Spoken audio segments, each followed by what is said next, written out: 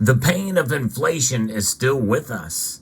In fact, as of the latest news, it is a little bit worse today.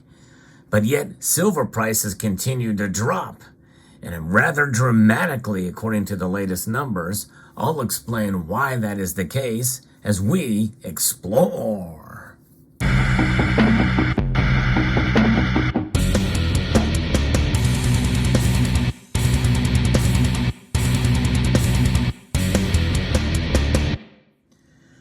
So why is it that inflation numbers come in hot, but yet silver prices continue to drop? Well, we'll explain in this video. But before we get there, let's talk a little bit about these numbers and what's happening today. And before we get to that, if you enjoy videos like this where I talk about the markets and the fundamentals of silver and gold, I do try to encourage the community through these times because it doesn't really make a lot of sense. And I try to make some sense out of it because it is all about dollars and cents to some degree, right? Well, if you enjoy videos like this and want to get informed, I encourage you to press that thumbs up button down below. Subscribe to the channel and press the notifications bell so that you can be apprised of the latest video that makes its way across your device. So what's happening today? Well, silver plunged to over 2%. In fact, as I record this video, it's down almost 60 cents, over 2.75% to $20.83. And below $21. And, we're nearing a very strong resistance point at around $20, and that is greatly under threat right now. And silver drops a lot more than gold, but gold took a hit today too, down over $10 as I record this video, moments before the markets close. Nonetheless, that's where we are at. All of the metals are deeply in the red. By the way, that includes rhodium. Rhodium is tanking now, still very high compared to the other metals, but it is now down $600 today. And the platinum group metals are all taking a pretty big hit. But nonetheless, what's happening here? It's all based off of inflation, and it's all based off the psychology of the markets. Psychology and psychological reactions typically don't rely on logic and common sense at times. It's about how the market interprets these data and how they react to them and where people put their faith, even if it's misguided faith. Faith is the hope for something that's unseen.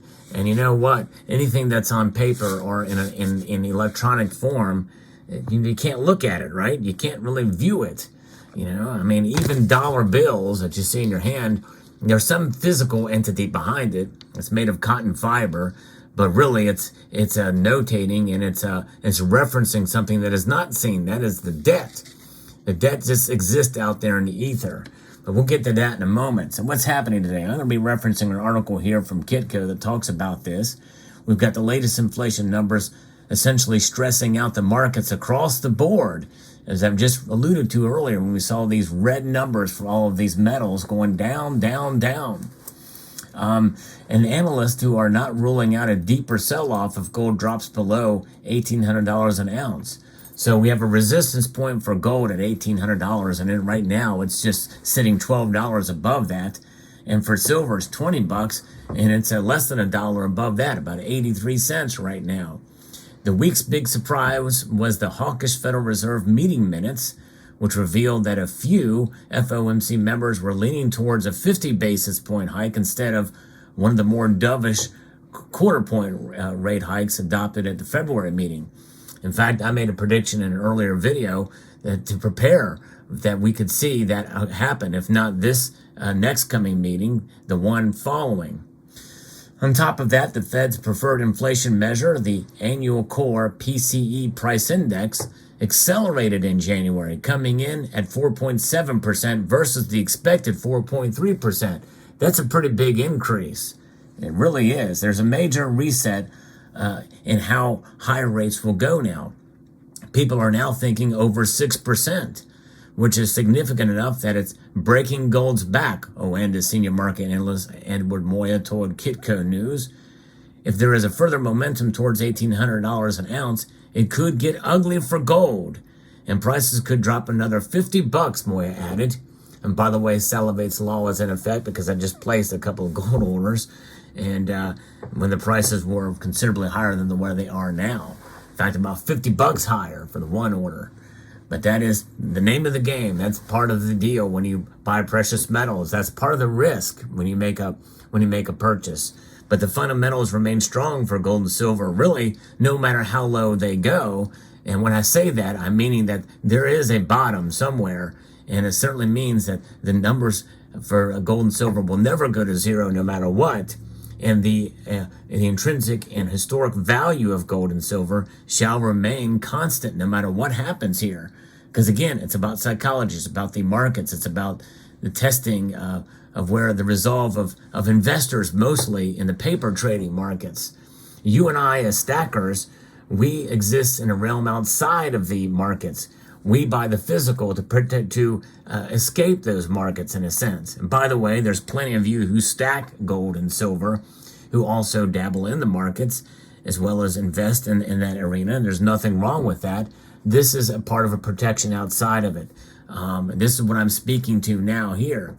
And for those of us, when we buy it, we pay a premium for these pieces.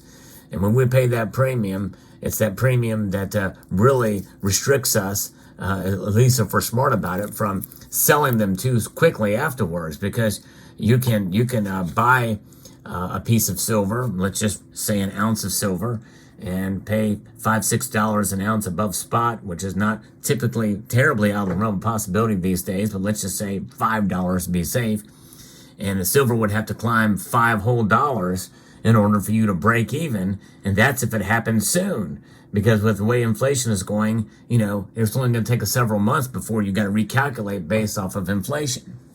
Nonetheless, the article continues here. There's a pivotal point, according to Michael Boutros from Forex. If we get a weekly close below 1807 or 1805, you risk a big drop, and then you could be looking at the 1750s for gold. If that happens for gold, watch out for silver.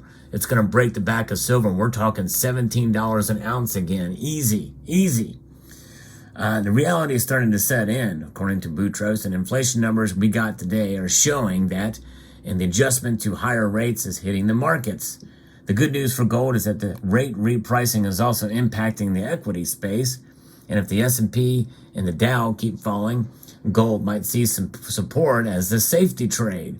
So that is something that could be balancing out. It should put some sort of floor under gold's price. Geopolitical tensions are also not letting up, which is working in gold's favor in terms of finding a bottom in the downtrend. People are throwing around all these big words like nuclear threats. And also there's talk about Moldova. I've actually talked about Moldova on this channel for a while. Watch Moldova, folks. That's a nation that is very important and critical, and potentially could be that one factor that could send a tier of aggression that way from Russia to that country, and also Belarus, but Moldova especially. Threats become more prominent on a global scale, and these talks could continue to deteriorate at some point. And we have also China factor with regards to supporting Russia on Ukraine as well too. So geopolitically, it's important to keep perspective. The volatility in the gold market is far from over, as prices can fall as quickly as they recover, according to Gainesville Coins precious metal expert Everett Millman.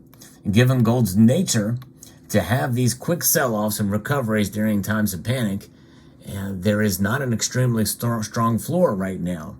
Wouldn't be surprised to see gold break below $1,700 is what he's saying, with expectations that it could come back pretty quickly if there's an escalation in Ukraine.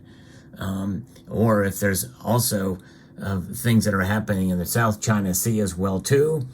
There's a lot of testing with aircraft and warships there. China has the world's largest navy. So there's tensions all around for sure. And by the way, whatever happens to gold, stay tuned and watch what happens to silver. It's usually more extreme. On both sides, gold tends to go up, silver tends to climb up even higher. But with silver now falling over 2 3/4 percentage points today, that is a plunge, folks. I think any movement one way or the other above 2% or below 2% is a big deal in data. Even if it happens every day, it's a big deal. Even if it happens every other week, it's a big deal. It's worth talking about. And that's what we're seeing today. Now, the thing I want to impress upon all of you is this, that even though it's working against it, when the Fed raises rates, that strengthens the dollar. But that strength in the dollar is a propping up of the dollar compared to the other currencies out there. It's something that's really kind of, well, I'll use the term paper tiger, right? I mean, it's the dollar strength is really weak compared to what it was before all of this madness began, before quantitative easing really got in there. The dollar was a lot stronger based off of our understanding, or what we would measure as a form of strength, but something that's continued to be wreaked and wrecked by inflation does not seem very strong to us. And in the end, we understand that, which is why we hold silver. And this is why, for a lot of us, these movements in the price of silver to the downside don't matter.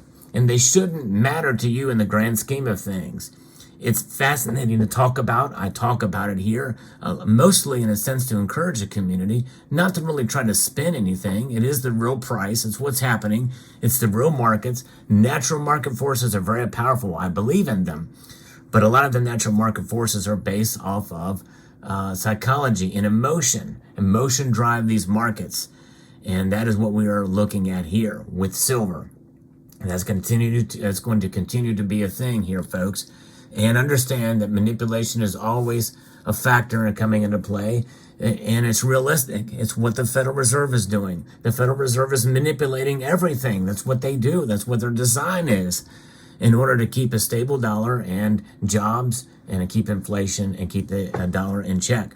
Those are manipulative forces. And of course, we have also the big banks that play a role as well too. Now, you've heard me document it on this channel. A lot of people feel there's price suppression as well as of the silver markets, which is unique, I think, above any other market out there. I recognize that it's a small market in terms of its market cap and the like, and so it is prone to it. But nonetheless, we hold strong. You know, the term diamond hands comes into play. That's what we have for silver.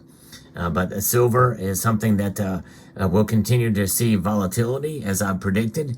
And in my most recent video, we're starting to see that, where I talked about to be prepared, to brace for this impact of these kind of events with regards to silver.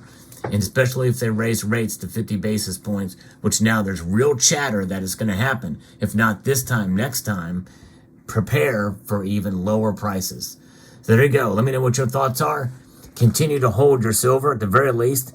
And it's a buying opportunity if you have the funds to do so. I would like to extend a multitude of gratitude to all of you for taking the time to watch, and encourage you to please rate this video. That means thumb it up. Share it. I really mean it. If you can share it to others in this community and others social media platforms, it would be muchly appreciated. Comment and subscribe.